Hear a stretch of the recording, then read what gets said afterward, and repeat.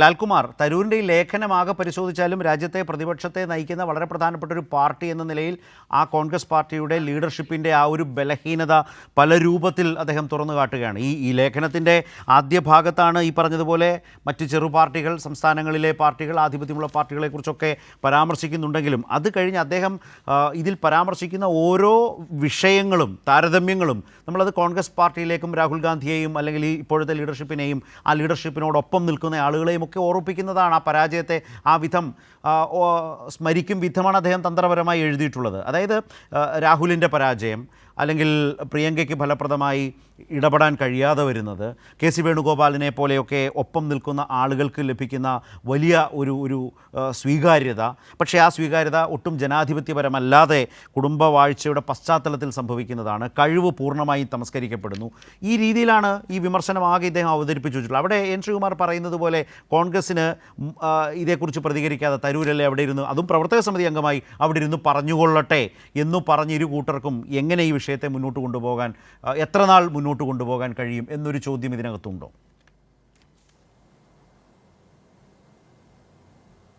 നിശ്ചയമായുണ്ട്. നോക്കൂ, ഇവിടെ ശ്രീമാറിയേട്ടൻ പറഞ്ഞ ഒരു പൊളിറ്റിക്കൽ പോയിന്റിൻ്റെ ഒരു പ്രശ്നം അറിയോ?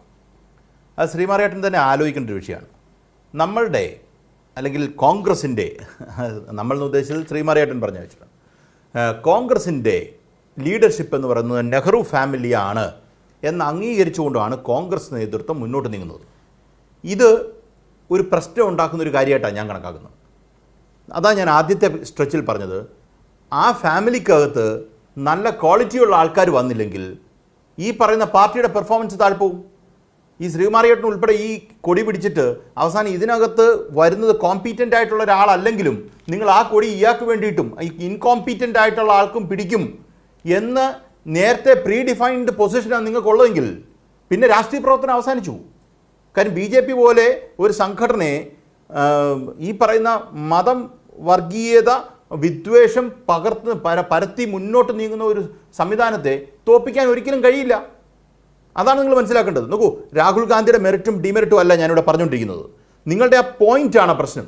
കാര്യം നിങ്ങൾക്ക് you have A conclusive position that you will never change your opinion. എന്ന് വെച്ചാൽ ഇയാളിൽ ഈ ഫാമിലിക്കകത്തും തന്നെ ആയിരിക്കണം എന്ന് പറഞ്ഞാൽ അതിനകത്ത് യോഗ്യതയില്ലാത്തവർ വന്നാൽ പോയി കഴിഞ്ഞു. ഇതാണ് അവിടുത്തെ ഏറ്റവും, ഈ പറയുന്ന യോഗ്യതയില്ലാത്തവനെ നിങ്ങൾ ചുമക്കാൻ ഈ പറയുന്ന താഴോട്ടുള്ളവരെല്ലാം തയ്യാറായിക്കൊള്ളണമെന്നില്ല. ഞാൻ കഴിഞ്ഞ സ്ട്രെച്ചിൽ പറഞ്ഞ ഒരു പോയിന്റിനകത്തൊരു പ്രശ്നം, അത് ഞാൻ കണക്ട് ചെയ്യാൻ എനിക്ക് സമയം കിട്ടിയില്ല, അപ്പോഴത്തേനും അപ്പുറത്തേക്ക് പോയി. ഞാൻ ആദ്യം പറഞ്ഞ എന്താ, ശശി തരൂർ എന്ന കോൺഗ്രസ്സുകാരൻ കോൺഗ്രസിനകത്ത് നിന്ന് നടത്തുന്ന ഒരു വിമർശനത്തെക്കുറിച്ചാണ്. അത് കഴിഞ്ഞ് രണ്ടാമത്തെ പോയിന്റ് പറഞ്ഞ എന്താ, ശശി തരൂർ എന്ന വ്യക്തി സത്യത്തിൽ കോൺഗ്രസ്സുകാരനായി നിന്ന് BJPക്ക് വേണ്ടി എങ്ങനെ പണിയെടുക്കുന്നു എന്നുള്ളതിനെ കുറിച്ചാണ് പറഞ്ഞത്. ഈ BJPയിലേക്ക് പോകുന്നതിന് മുമ്പുള്ള സാധാരണഗതിയിൽ ആൾക്കാരെന്താ ചെയ്യുക, കോൺഗ്രസിൽ നിൽക്കുന്നു, കോൺഗ്രസുമായിട്ട് ഇടഞ്ഞു കഴിയുമ്പോഴത്തേന് അവർ പോയി ഒരു ദിവസം ഒരു സുപ്രഭാതത്തിൽ BJP ചേരും. അതിന് പകരം സെക്യുലർ പൊളിറ്റിക്സിനെ ഡിഫീറ്റ് ചെയ്യുന്ന രീതിയിൽ ശശി തരൂർ കോൺഗ്രസിനകത്ത് നിന്ന് തന്നെ BJPയിലേക്ക് യാത്ര തുടങ്ങുകയും എന്നാൽ ഇടയ്ക്ക് വെച്ചിരുന്ന് കോൺഗ്രസിൻ്റെ വർക്കിംഗ് കമ്മിറ്റിയിൽ ഇരുന്ന് തന്നെ കോൺഗ്രസിൻ്റെ പണിയുന്നു എന്നുള്ളതാണ് ഇവിടുത്തെ പ്രശ്നം. അതിനെ അഡ്രസ്സ് ചെയ്യാതെ എങ്ങനെ കോൺഗ്രസിന് മുന്നോട്ട് നീങ്ങാൻ പറ്റും? അത് അപകടം ഉണ്ടാക്കുന്ന രാഷ്ട്രീയമല്ലേ. നോക്കൂ, നമ്മൾ പറഞ്ഞാലേ ദേശീയ രാഷ്ട്രീയത്തിൽ വരുമ്പോൾ നമ്മൾ ഒരേ കാര്യമാണ് പറഞ്ഞുകൊണ്ടിരിക്കുന്നത് BJPക്കെതിരെ. അങ്ങനെ പറഞ്ഞുകൊണ്ടിരിക്കുന്ന ഒരു അന്തരീക്ഷത്തിൽ ഇപ്പോൾ ബീഹാർ പൊളിറ്റിക്സിനകത്ത് കോൺഗ്രസ് എവിടെയെങ്കിലും തോക്കണമെന്ന് ഇരിക്കുന്ന ലെഫ്റ്റിലുള്ളവർ ആഗ്രഹിക്കുമോ? ആരും ആഗ്രഹിക്കത്തില്ല. ലെഫ്റ്റിന് വേണ്ടിയിട്ടും അല്ലെങ്കിൽ ഈ കറന്ന കോൺഗ്രസ് ഉൾപ്പെടെയുള്ള പ്രസ്ഥാനങ്ങൾക്ക് വേണ്ടിയിട്ടുമാണ് അവിടെ പ്രവർത്തനം നടത്തുന്നത്. അങ്ങനെ നിൽക്കുന്ന ഒരു കാലത്ത് ഈ പറയുന്ന ഒരു രീതിയിൽ ശശി തരൂറിൻ്റെ സ്റ്റേറ്റ്മെൻറ്റ് എന്ന് പറഞ്ഞാൽ പ്രധാനമന്ത്രിയുടെ സ്റ്റേറ്റ്മെൻറ്റിനെ പിന്തുടർന്ന ഒരു സ്റ്റേറ്റ്മെൻറ്റാണ് ഇവിടെ പറഞ്ഞു കഴിഞ്ഞില്ലേ. അത് സത്യസിദ്ധമായ കാര്യമാണ്. അതിൽ നിങ്ങൾക്ക് നടപടിയില്ല എന്ന് പറയുന്നത് അതിൽ പര ഒരു രാഷ്ട്രീയ പാപ്പരത്തില്ല. ഒരു കാര്യം കൂടെ പറയാം, ഞാൻ ഒറ്റ കാര്യം ഒരു എക്സാമ്പിളോടെ എന്നത് എക്സംപ്ലിഫൈ ചെയ്യാൻ ഉപയോഗിക്കാം. നോക്കൂ, ഈ പറയുന്ന കഴിഞ്ഞ കുറച്ച് കാലങ്ങൾ എടുത്തു കഴിഞ്ഞാൽ കോൺഗ്രസിൻ്റെ മെയിൻ സ്ട്രീമിൽ നിൽക്കുകയും പെട്ടെന്ന് സൈഡ് ലൈൻഡ് ആയി പോയ ഒരാളാണ് മണിശങ്കർ അയ്യർ. നിങ്ങൾക്ക് നോക്കിയാൽ മനസ്സിലാവും, മണിശങ്കർ അയ്യർ കൺസിസ്റ്റൻ്റ് ആയിട്ട് BJP വിരുദ്ധ സ്റ്റാൻഡ് എടുത്താണ്. അത് കോൺഗ്രസിന് പ്രശ്നം ഉണ്ടാക്കുമെന്ന് അദ്ദേഹം പറഞ്ഞ ഭാഷയൊക്കെ പ്രശ്നമായിട്ട് പലപ്പോഴും വന്നിട്ടുണ്ട്. അദ്ദേഹത്തിനെതിരെ നടപടി ഇവരെടുത്തു, അദ്ദേഹത്തിനെ പൂർണ്ണമായും സൈഡ് ലൈൻ ചെയ്തു. അപ്പോൾ കോൺഗ്രസിനകത്ത് വർക്കിംഗ് കമ്മിറ്റിയിലൊന്നും എത്തിയിട്ടുള്ള ആളല്ല മണിശങ്കർ അയ്യർ. പക്ഷേ മണിശങ്കർ അയ്യർക്കെതിരെ നടപടി എടുത്തു.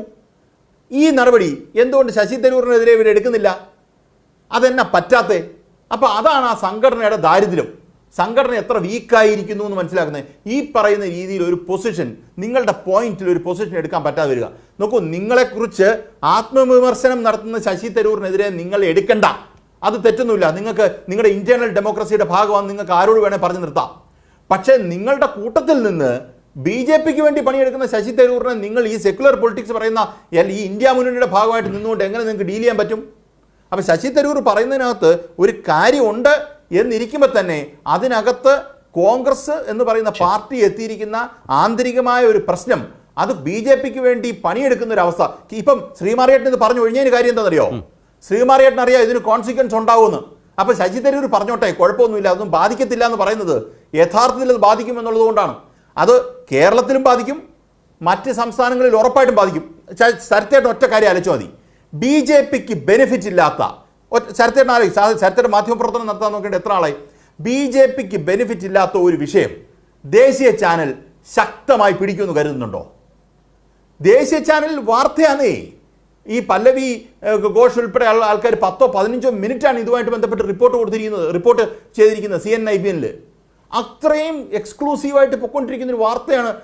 പ്രശാന്ത് നേരത്തെ പറഞ്ഞതുപോലെ ഈ വാർത്ത ഇപ്പോൾ BJPക്ക് വേണ്ടി മാത്രം പണിയെടുത്തുകൊണ്ടിരിക്കുന്ന ഒരു ദേശീയ ചാനലുകൾ, ഈ നാട്ടിലെ ദേശീയ ചാനലുകൾ ശശി തരൂരിൻ്റെ ഈ പൊസിഷനോട് എൻഡോഴ്സ് ചെയ്യുന്നു. അതേ പൊസിഷൻ BJP എൻഡോഴ്സ് ചെയ്യുന്നു.